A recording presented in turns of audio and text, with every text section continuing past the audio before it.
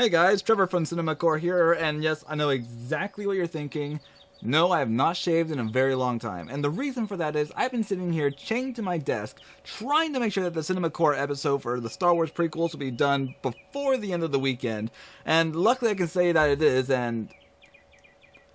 Okay, so what I'm talking about here, you're not really all that interested in it. That's not what you clicked on the video, so okay, yeah, I see how it is. Not to worry, let's just go ahead and we'll try this all again. Hey guys, Trevor from CinemaCore here. I just wanted to give you some insight into pretty much how everything went on with that last episode that just went up now, the Star Wars Prequels defense in CinemaCore. Pretty much, just to be as honest as possible, this was perhaps one of the most mishap-filled productions I have actually been a part of, that I've been the director and everything else for, and it's entirely my fault. So, if you may recall from my last update video, I mentioned that the last part of the video that I had filmed before had gotten really blurred. And I give you an example of that. I can actually give you a better example now because I'm going to show you actual clips from the footage so you have an idea how it looked. It's Seymour Fitch, and yes you do, it's the rules of the court. But it wasn't just that part I discovered after I already did the refilming of that section. The beginning section also was really blurred out. So I pretty much decided after that update video that I was going to redo the whole thing. Pretty much everything involving Seymour Fitch had to be reshot.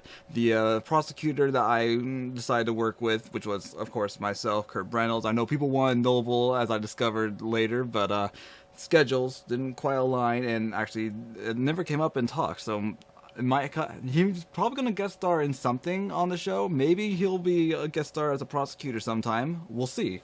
But at the meantime, it was just myself. I decided to keep the prosecutor sections I'd filmed. A few things about those that bugged me, but a little bit late at that point to go ahead and go back for them. The judge sections, also same kind of thing. I decided to keep them. I wish I had better lighting when I was doing that scene, but there's only so much that can be done on the budget I'm working on and with the items that I have, the lighting and everything like that. At least the sound quality is good. The sound quality is great. I love the sound quality, but I need to work on getting some better lighting whenever I can. That's on my to-do list, just so you all know. But yeah, so production-wise, it was one of the biggest mishaps I've ever been a part of, all because of a camera that did not focus on me correctly, and that's the key camera, the one I'm using right now.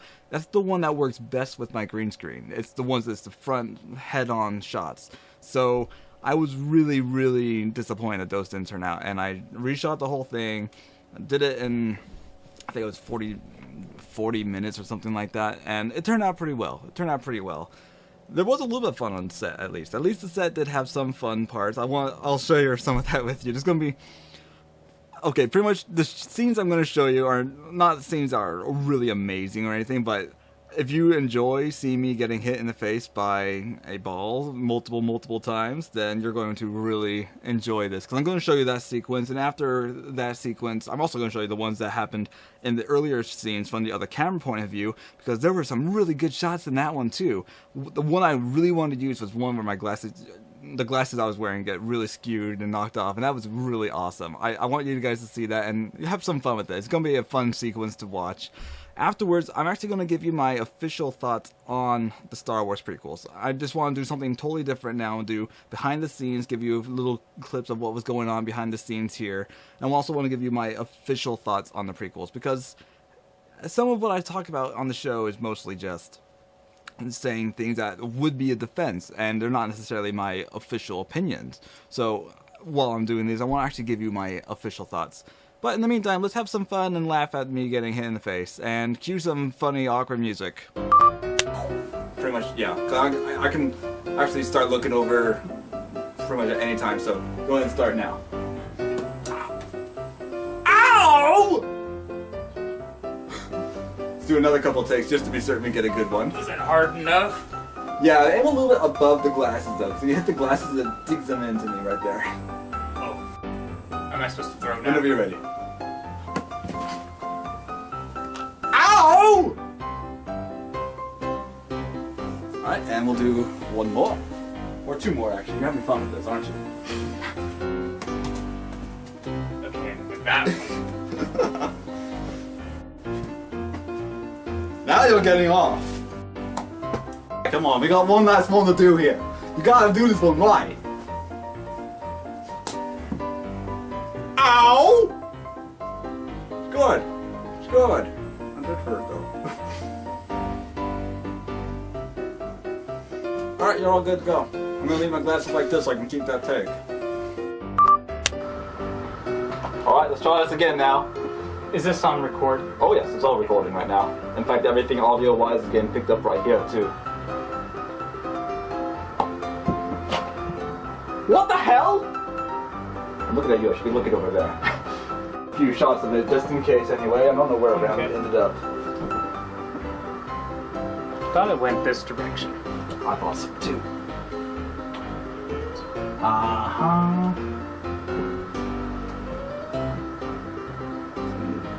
I'll have to find it when it goes bouncing everywhere. If you can't find it, I guess you'll have to just take it. I don't want to take it though. Maybe try looking behind the binder. I know that's a long shot, but maybe it would happen to go through What binder are you thinking of? straight ahead. There? Yeah. I'm just wondering if that just happened to It go. did. Ow! That's actually pretty funny. You got me right on the nose. I didn't before. I thought I did it before too. No, this one was right on the nose. The other, On what was the other the one right nose. here? Yeah, the other one was right about there. Oh. This one was on the nose. So that was a very fun sequence to shoot. The person who was hitting me in the face with the ball, Tris, he really enjoyed that. It was a lot of fun for him to do.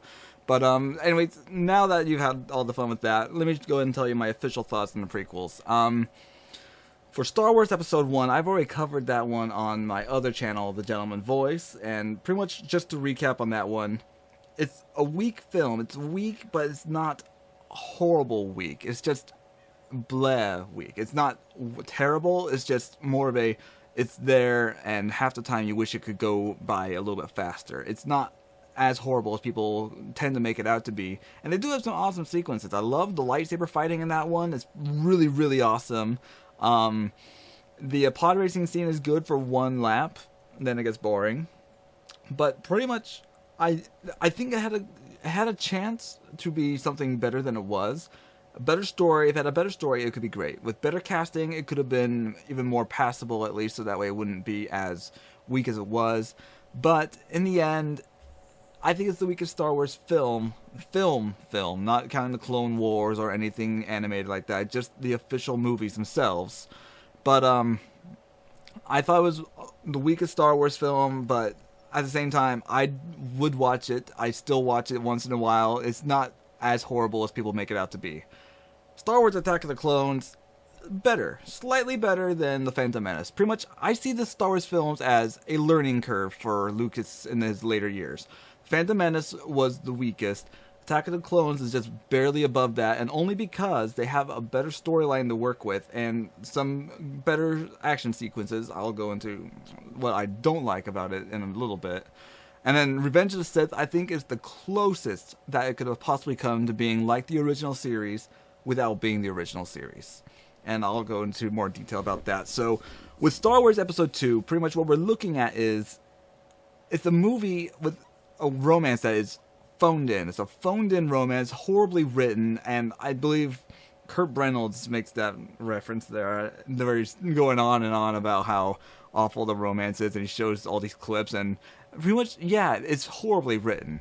There's no chemistry between Natalie Portman and Hayden Christensen. Hayden Christensen's character just comes across as this really, really annoying, bratty person, and really the only cool parts in the story involve Obi-Wan and what he's doing on his quest.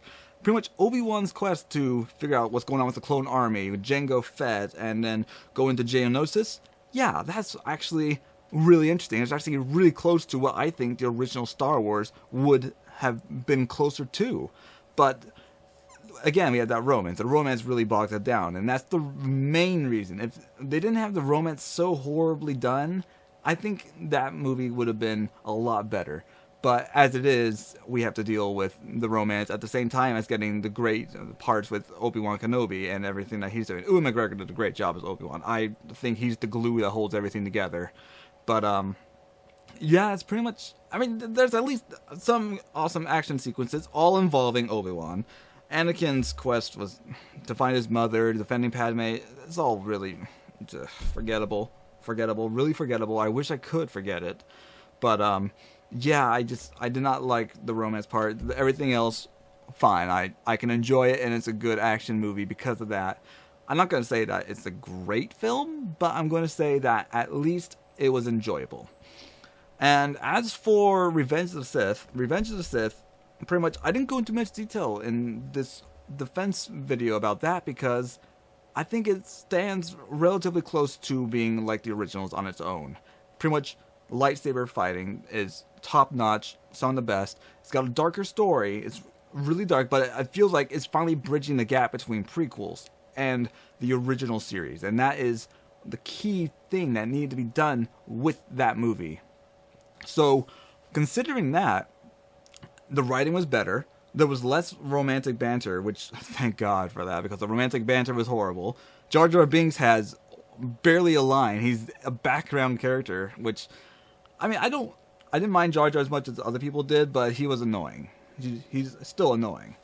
The space battle at the very beginning, oh my goodness, that immediately brings you right in. It's like, wow, this is actually starting out pretty epic, and I'm enjoying this.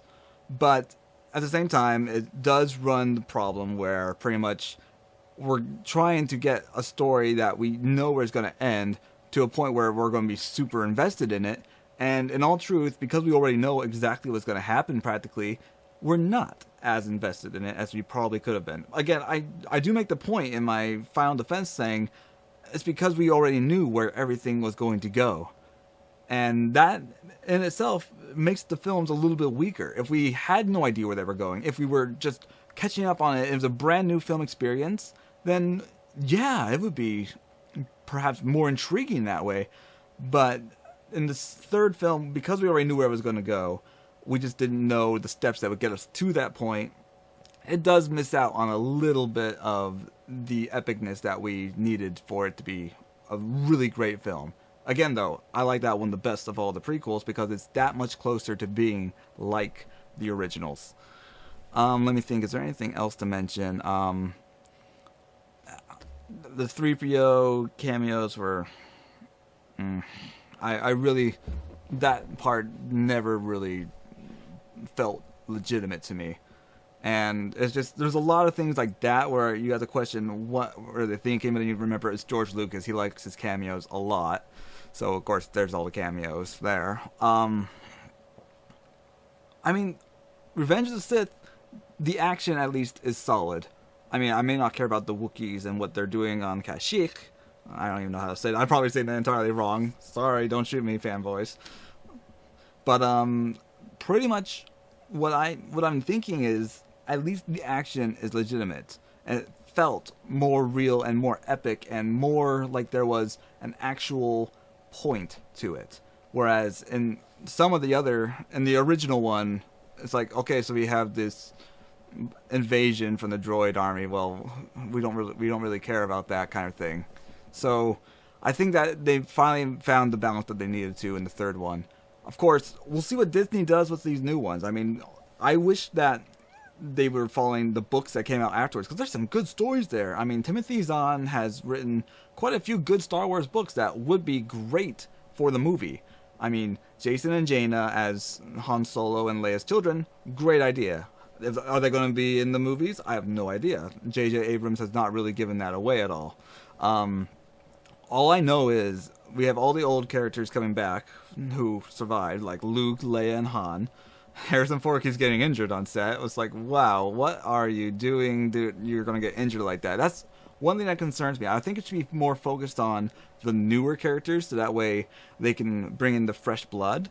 Whereas if they focus too much on the old characters, it's going to be like they're doing too much fan service and not trying to build a new part in the story. I mean, that's one thing that the old series and the prequel series did actually do pretty well, they separated it out. So that way you have new people in the prequels, and then you have the class favorites in the other one. So, I mean, there's at least that difference. In this one, we're going to be getting everyone from the old series, and that's probably just another discussion for another time, of course, but I can see it coming along well. I can see it actually working. The question is, will it work? I don't know. We'll have to see how J.J. Abrams and Disney do it. I hope that they do a really good job, because I want to be able to enjoy that in December this year.